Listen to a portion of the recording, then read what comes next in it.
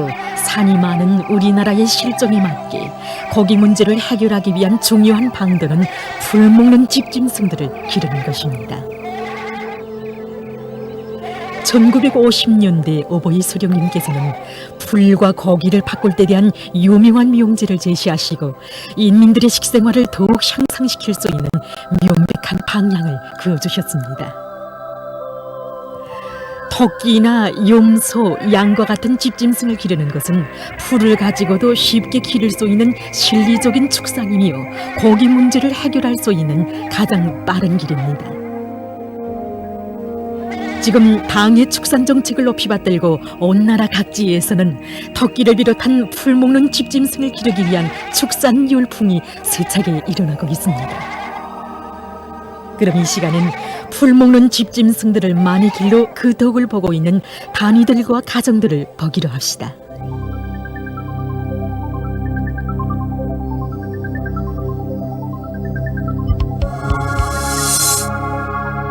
내가 키운 토끼야!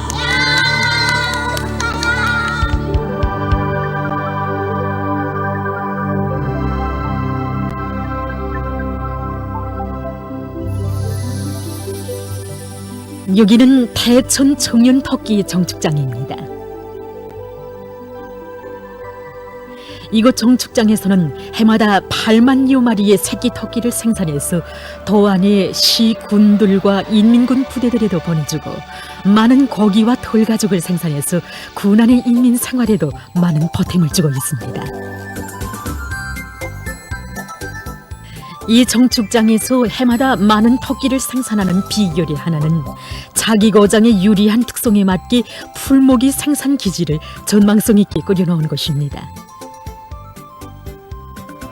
이들은 정축장을 둘러싼 주변 산들을 모두 산림형 풀판으로 조성해 놓았는데 애국풀, 단백초, 자주꽃자리 풀을 비롯한 용량가가 높은 다수학 품종의 모기풀들과 국화풀, 뚝감자를 심어서 토끼 모기로 이용하고 있습니다.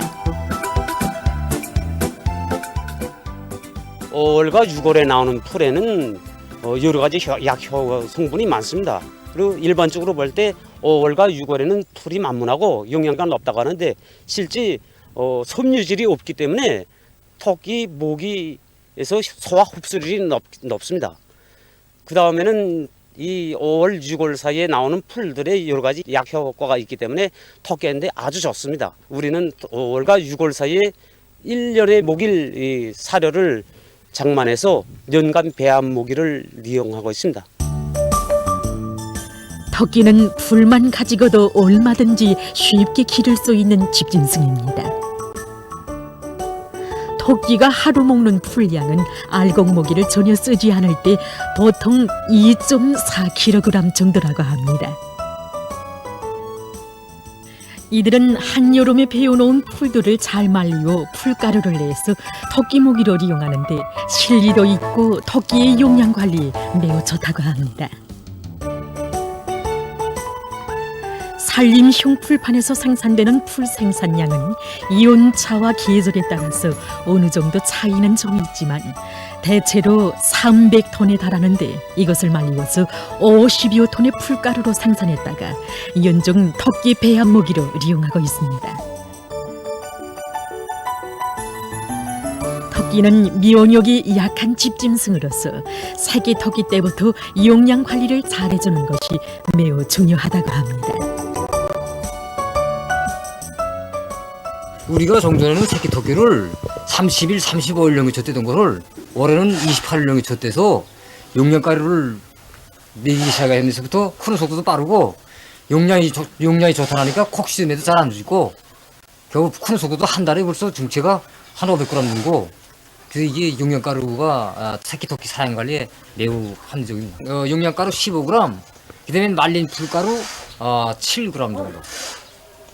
거기서 배합해서 물을 축해서 죽처럼 해서 하루 3끼 먹입니다. 그러니까 말린 풋가루도 여러 가지 자연 풋가루니까 여러 가지 약성분도 많고 해서 솔사율도 없고 성장 속도에 뭐 지장이 없습니다. 이곳 정축장의 새끼 토끼들은 자라면서도 비용에 골리지 않을 뿐 아니라 중체율이 높기 때문에 군과 도는 물론 전국 각지에서도 그 수요가 매우 높다고 합니다.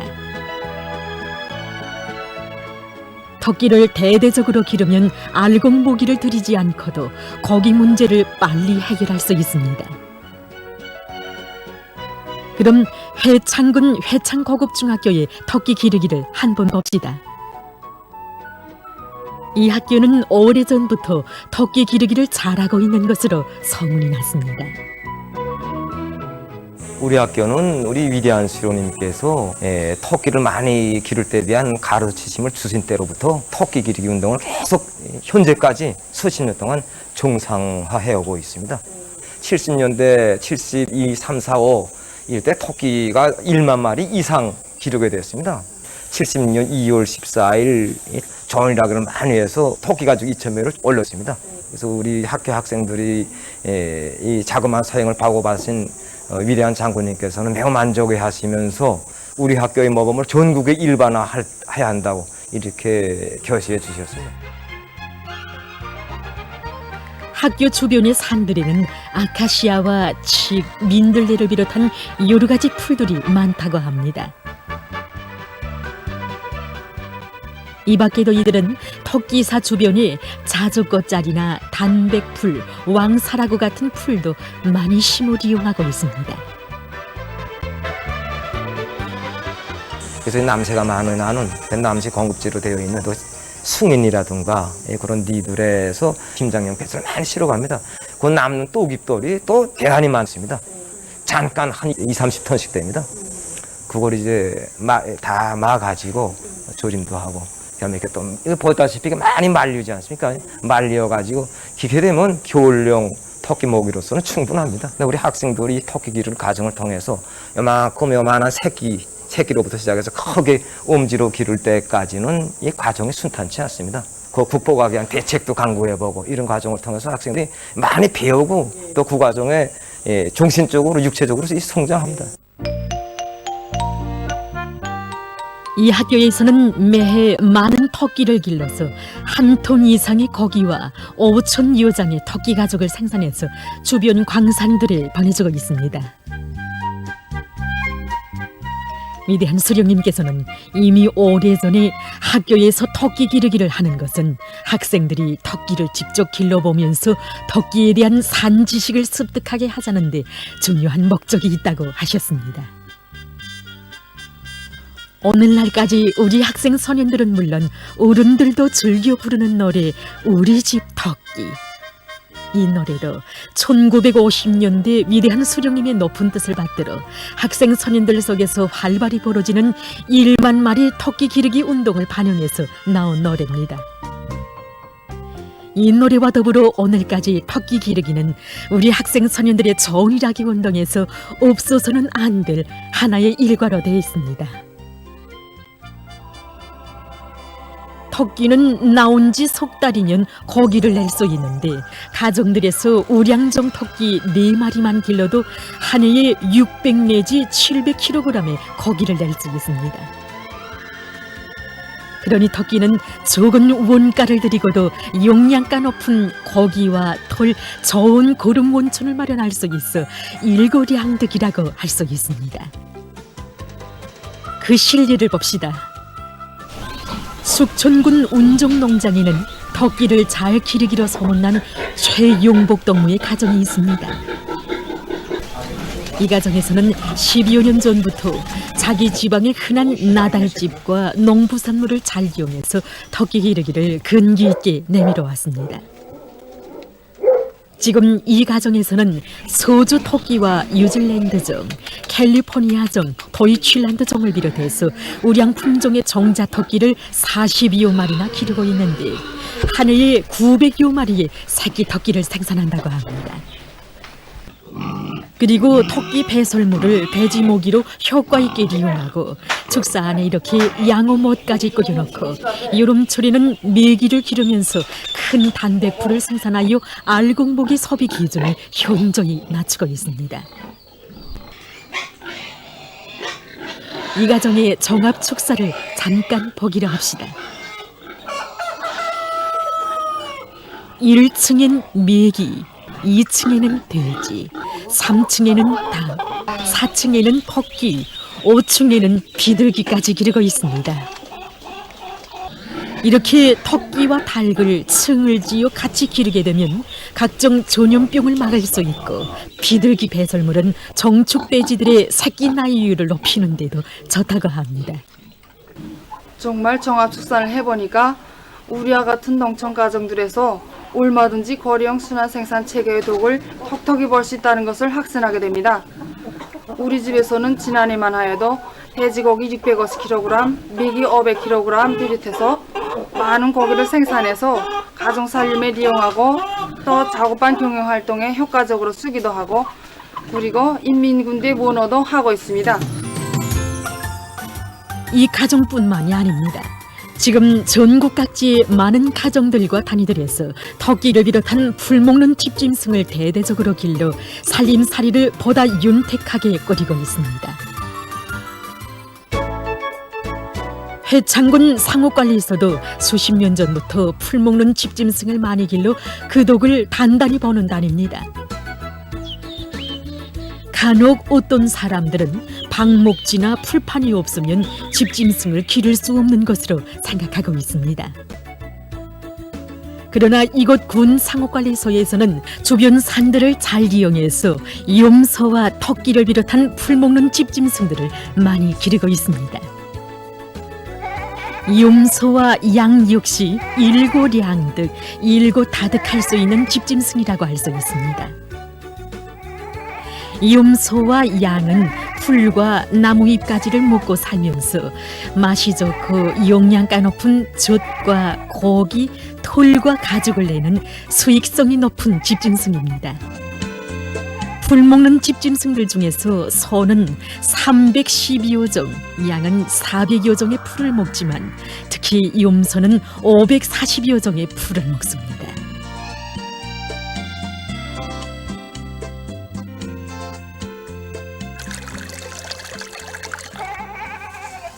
여기는 군 상호관리소의 이동축사입니다. 여름 한철 방목을 위해서 건설해 놓은 것인데 수백 마리의 염소들이 있습니다. 모두 젖생산형이라고 합니다.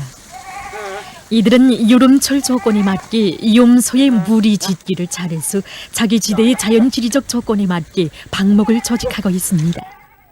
풀 먹는 집중승, 난 이거 염소, 토끼 이 두 가지 문제만 놓고 봐도 진짜 우리가 이거 조금만 이 관심만 두고 그다음에 뭐 논하할 것 없이 이거 내가 키워서 내가 독을 벌 것이다 보는 문제다 하고 생각해서 하면 이제 우리 방목공들도 방목 나갔다가 이거 뭐야 토끼풀 진짜 뭐 방목하면서 토끼풀 해다가 토끼 주고 그다음에 또 이거 농산 분조에서는 또 일하러 갔다 오면서도 또 이 토끼풀 한 점 해다 주고 이건 정말 우리가 공노력을 하나 떼지 않고도 우리가 대중적으로 마음 먹고 달라붙으면 다 하는 일입니다. 염소는 기본 다 풀 가지고 하기 때문에 이거 살을 전혀 쓰지 않으면서도 얼마든지 우리 고기 문제를 해결할 수 있는 게 있습니다. 이들은 현재 400여 마리의 염소를 길러 연간 6톤의 염소젖을 생산해서 군안의 애육원, 육아원들과 학교들에 보내주고 있다고 합니다. 군 상호관리소의 산하단위들 모두 자기 자체의 축산 기지들을 가지고 있는데 염소와 토끼를 비롯한 풀 먹는 집짐승들을 위주로 기르고 있습니다. 우리 힘으로 우리 손으로 풀 먹는 집승과 축산을 강하게 하니까나 우리 종업원들 조각입니다. 그래서 해마다 많은 고기야 젖 공급해 주니까 이게 자그마한 곳도 우리 자체로서는 거의 궁지고 보람으로 여기게 되고 그래서 앞으로 축산을 강화에 대한 우리 당 정책을 꾸준히 일관성 있게 해나가겠습니다.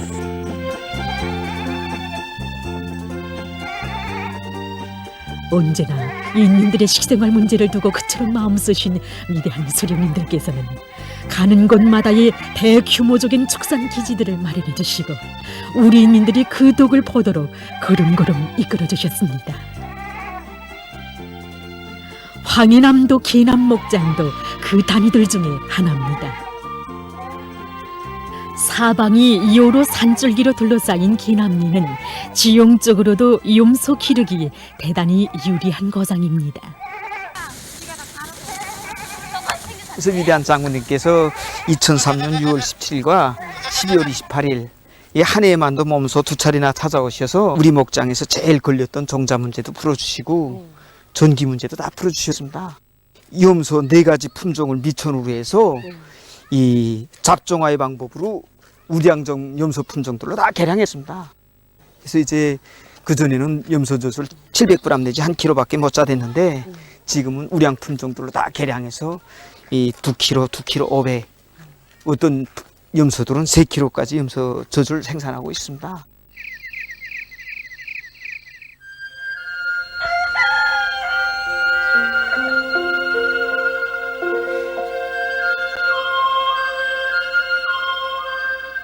이 6시 여름철의 관리공들은 6시가 되면 방목을 떠난다고 합니다.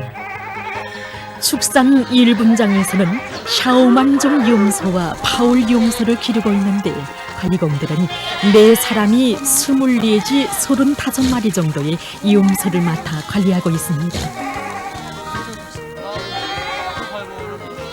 염소는 높은 곳과 마른 것을 좋아하며 짓밟힌 풀을 비롯해서 오지러워진 모기와 먹다 남은 모기, 비와 이슬에 젖은 모기는 잘 먹지 않습니다.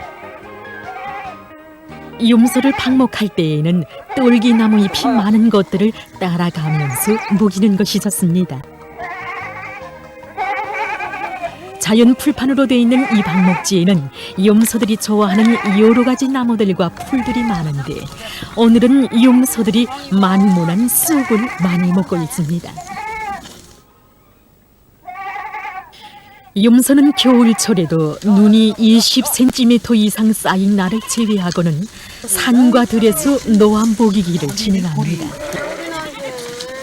겨울철에 염소의 기본 모기는 말린 풀, 말린 나무잎까지 나달집을 비롯한 거친 모기와 풀조림과 무 같은 좀 많은 모기입니다. 이 염소는 도켄푸르구종 염소입니다. 목성이 좋고 뱃집이 큰 이 염소는 먹이 조건이 매우 불리한 속에서 잘 견디며 다른 염소들보다 경사가 급한 속에서도 잘 견디는 특징을 가지고 있습니다.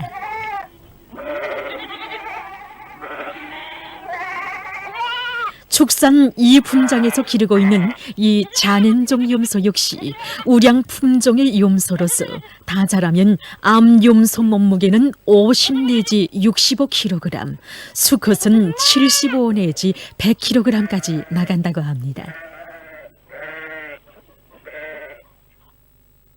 봄나무, 그다음에 지금 내가 살구 나무들, 다리 놓고 그런 거라 실질에서.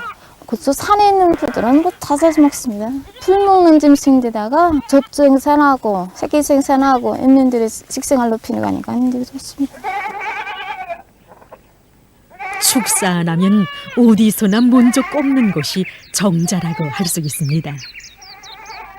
이건 목장에서도 우량종 염소들을 자기 고장의 특성에 맞게 품종을 개량해서 염소젖 생산량을 늘리기 위한 사업을 꾸준히 진행해 왔다고 합니다.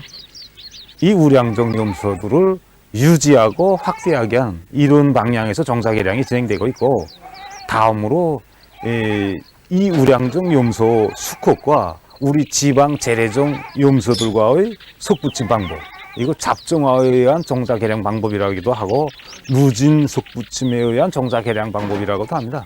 이 잡종 1단계, 속붙임 1단계에서 재래종 염소들의 생산 수준은 하루에 젖생산 수준이 600g 정도밖에 되지 않았습니다. 근데 이거 잡종 1단계, 속붙임 1단계에서는 이 생산성 수준이 이거 체중도 쑥 올라가고, 그 다음에 이 젖생산 수준도 그것도 1.5 내지 9kg 수준에 도달했습니다. 눈에 띄게 이 생산 수준이 올라갑니다. 1단계에서.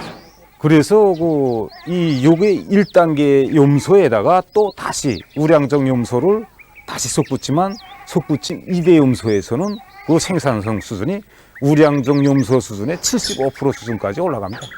그래서 또 3단계에서는 거의 85% 이상 수준에 올라가서 이 재래정 염소들의 어떤 염소들의 생산 수준이 거의 우량정 염소 수준에 다 도달하게 됩니다. 그래서 이런 방법으로 우리 목장에서 지금 염소 개량 사업이 진행되고 있습니다.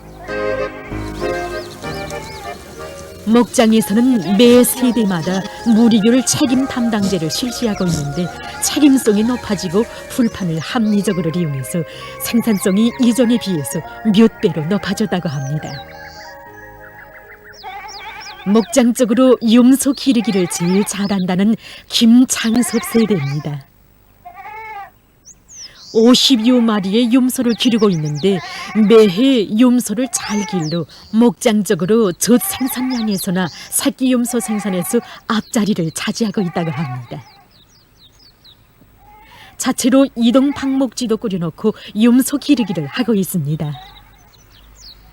경험이라는 게 그저 방목자라는 게 경험입니다. 이동사를 지금 우선 집에서 염소사 할 때보다 나와 있으니까 아무래도 방목지가 곁에 있었으니까 나가면 방목지가 되니까 우선 그게 우선 좋고 시간을 주려고. 네. 그거 좋고 또 집에서 나오려면 나달밭을 많이 고치니까 나달 많이 탕치지 않습니까? 그러니까 이동사에는 여러모로 좋지 공기도 좋고. 저녁 해가 지자 염소들이 자기 우리로 돌아갑니다.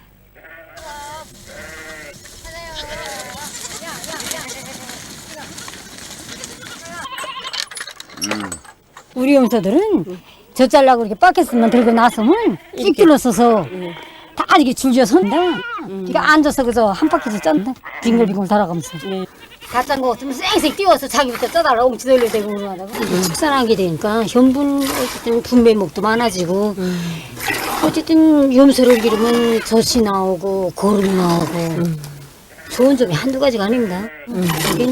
축산을 하게 되면 인민생활이 높아진다는 게 사실입니다. 불리한 조건에서도 잘 자라는 이 우량종 염소들은 하루에 최고 젖량이 2 내지 3kg 정도나 된다고 합니다. 재래종 염소보다 하루 젖량이 거의 4배나 되는 셈입니다. 7달 동안의 젖 생산량은 500kg 정도이며 최고 1톤까지 생산할 수 있습니다. 염소젖은 다른 소젖에 비해서 그 용량학적 가치가 매우 높습니다.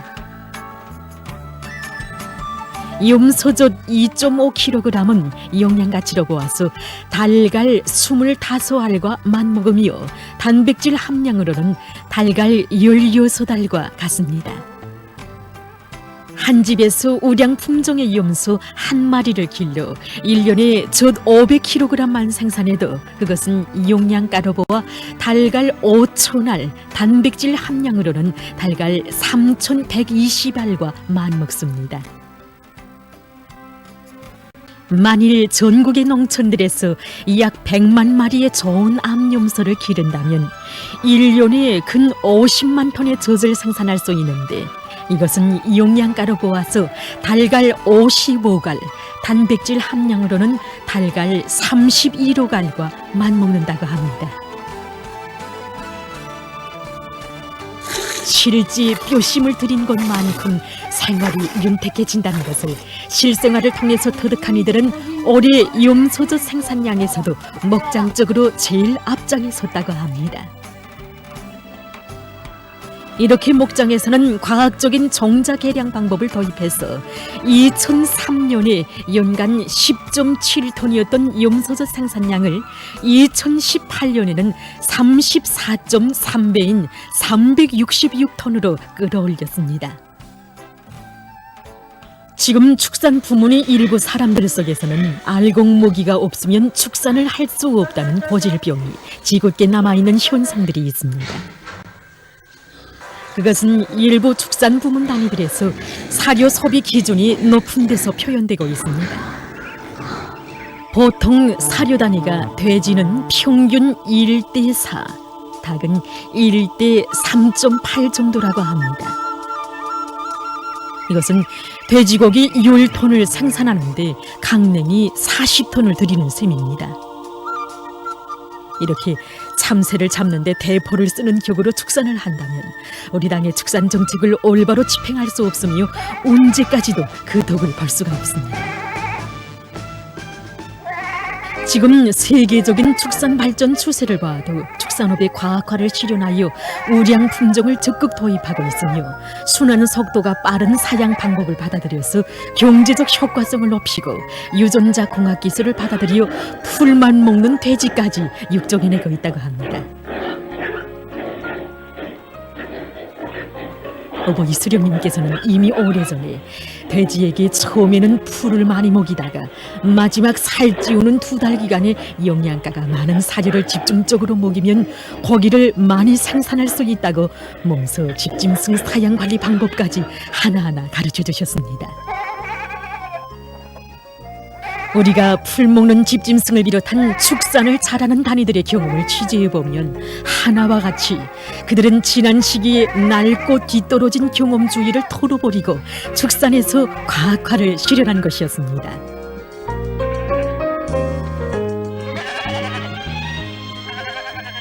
이들은 사료 문제도 풀과 고기를 바꿀 때 대한 위대한 수령님들의 유훈을 관철하여 풀판을 대대적으로 조성하고 모기 작물을 많이 심어 집짐승 모기 문제를 해결하고 있습니다.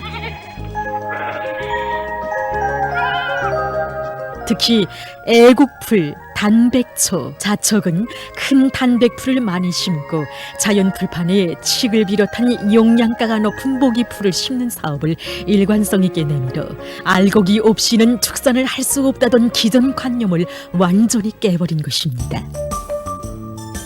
이 집이 황해북도 사리곤시 정방리에 살고 있는 성은철 가정입니다. 이 가정에서는 40여 마리의 돼지와 함께 30여 마리의 토끼를 기르고 있는데 모기를 주변의 흔한 풀로 해결한다는 것이었습니다. 그럼 이 가정에서 어떤 방법으로 집짐승을 키우고 있는지 우리 한번 보기로 합시다. 이렇게 이 가정에서는 집 주변에 왕사라고 애국풀, 모기용 사탕수수를 비롯한 모기풀을 심었습니다. 이 풀을 비워서 토끼나 돼지의 사료로 이용한다고 합니다. 그러나 이것만 가지고 많은 집짐승을 키울 수는 없습니다. 모기량이 많아지는 데 따라서 사료 문제를 해결하는 것이 얼마나 중요한지 그래서 보이는 곳마다 다 짐승 모기를 이용하지 못하겠는가 하는 생각이 들면서 이 모기풀에 대해서 많이 신경 쓰게 되고 모기에 대해서 많이 생각이 갔습니다. 그래서 찾은 것이 제일 눈에 띄게 많이 보이는 것이 나달집이었습니다. 그래서 나달집을 어떻게 하면 효과적으로 이용하지 못하겠는가 그래서 군양도 먹여보고 했는데 소화 못 시키고 그래서 이것을 연구사들과 연계 밑에 미생물 단백질 처리를 해가지고 효과적으로 이용하기 위한 방도를 찾았습니다.